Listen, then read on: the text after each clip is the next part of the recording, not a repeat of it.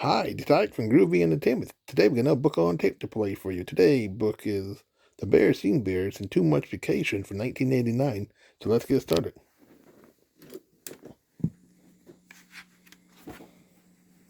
Can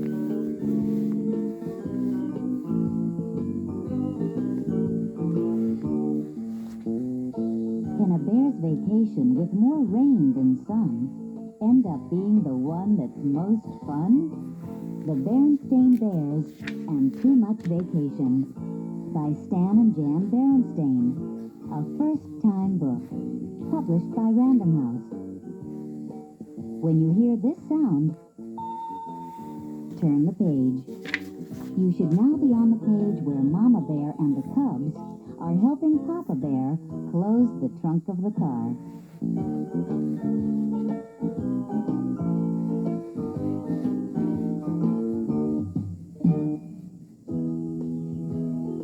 Well, that's everything, said Mama Bear, as she and Sister and Brother Bear held the car trunk lid so that Papa Bear could tie it down. Not quite, said Papa, running back into the treehouse. We almost forgot the camera, he said when he reappeared. What good is a wonderful vacation without photographs to remember it by? Good thinking, Papa, said Brother. May I take some pictures when we get there? And how about me? Sister wanted to know. Of course you may, said Papa, as they bundled into the car. We're all going to take pictures of the most wonderful vacation the Bear family has ever had. All right now, everybody buckle up and we'll be on our way.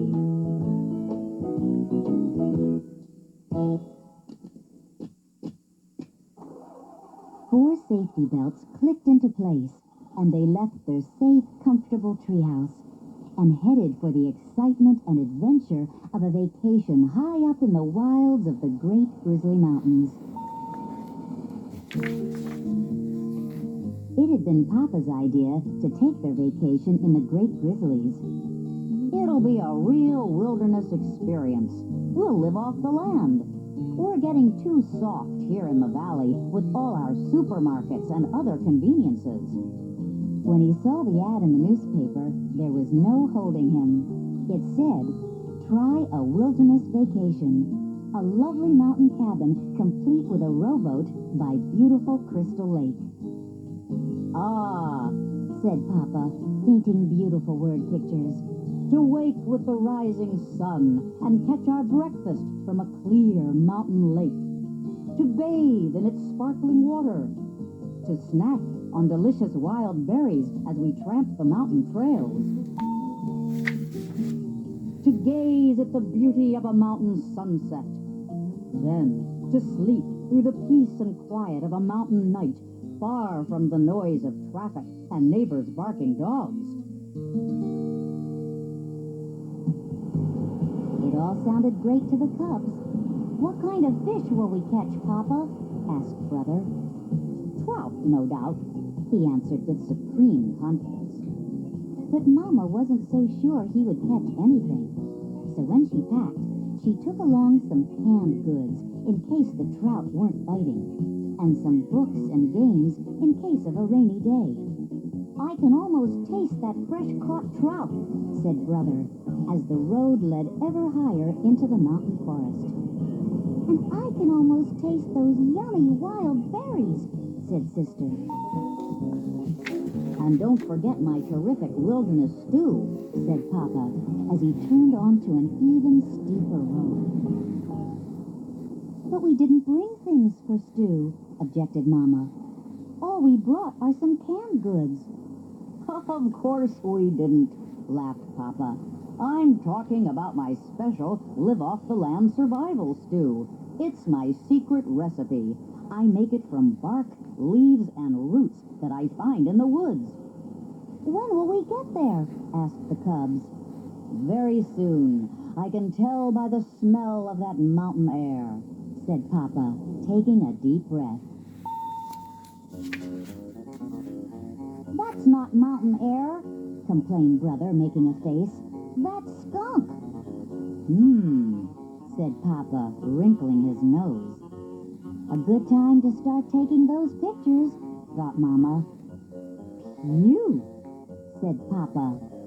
Click, said the camera. There's the cabin, shouted Sister as they rounded a bend. And there it was indeed, a mountain cabin beside a lake, complete with rowboat. Of course, it wasn't quite as they had pictured it from the ad. Crystal Lake looked more like mud soup. The lovely mountain cabin looked more like a tumble-down shack. There was a rowboat, all right, but it was half sunk in the lake. But Papa wasn't the least bit discouraged.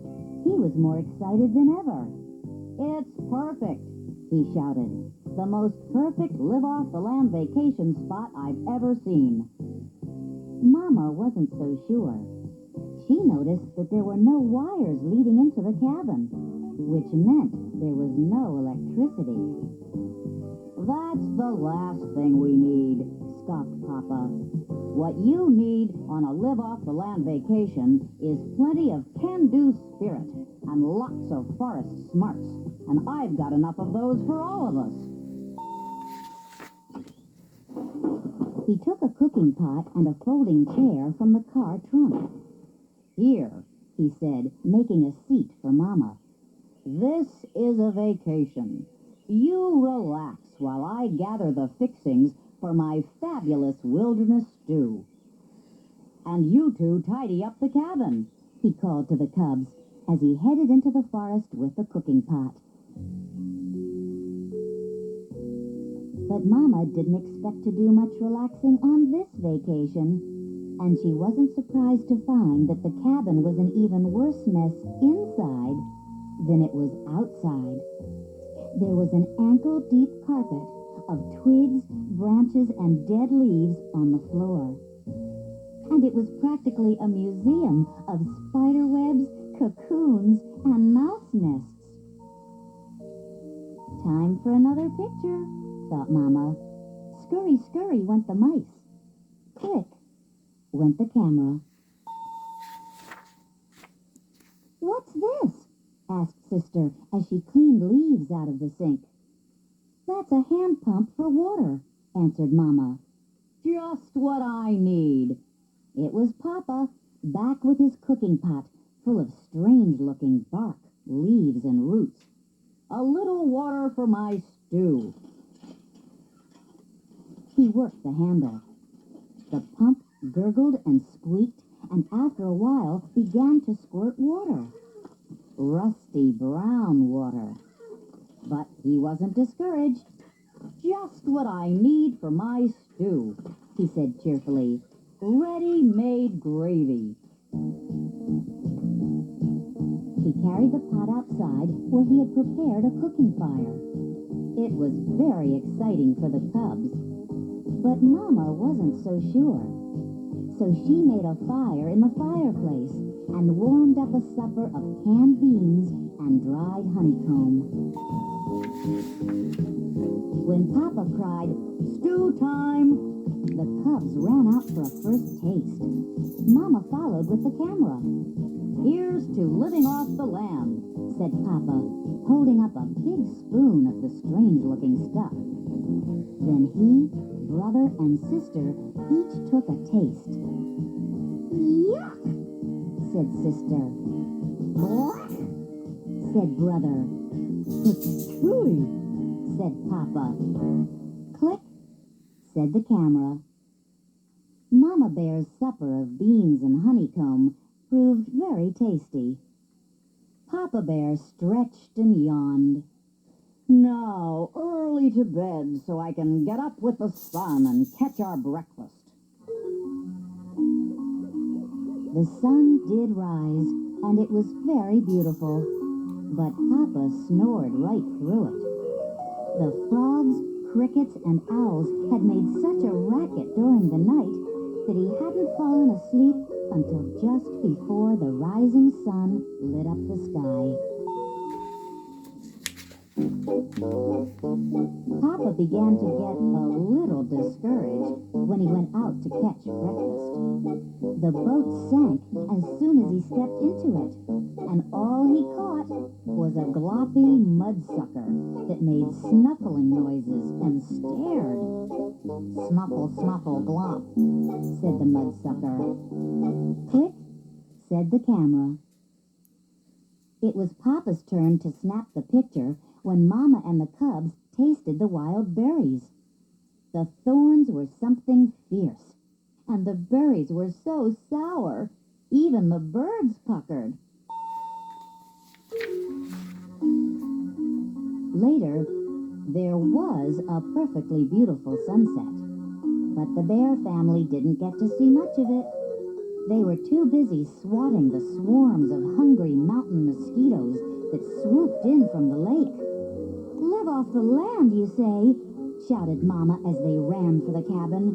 "With all these thorns and mosquitoes, it's more like the land is living off us."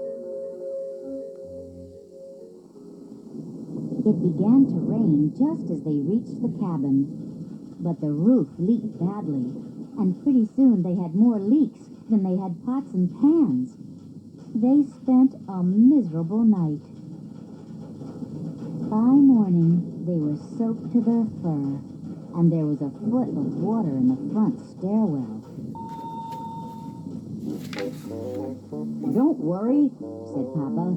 "The rain can't last forever, and just as soon as I sweep out this water—" But instead of Papa sweeping the water swept Papa. Out the door, down the muddy slope, and into the muddy, mucky lake. When Mama and the cubs reached him, he looked more like a mudball than Papa Bear. "Say," he said, looking up at them, "I have a terrific idea. Let's go home." So the bear family loaded the trunk, put the car top up, bundled into the car, and bumped and splashed down the mountain in the driving rain. The rain had stopped and the sun had come out by the time they reached the valley, and their treehouse had never looked so good to them as it did that day. The next day, Mama took the film to the camera store to be developed. When the pictures came back a few days later, the bear family wrote titles on them. They began to chuckle as they passed the pictures around. The chuckles grew to roaring laughter, and soon they were laughing so hard they cried. Papa smells the mountain air. We are greeted upon our arrival. We taste Papa's wilderness stew. Papa catches our breakfast. Our first taste of wild mountain berries. Papa decides it's time to go home. And every so often, through the years, they take out those pictures and have an absolutely wonderful time enjoying the worst vacation the bear family ever had.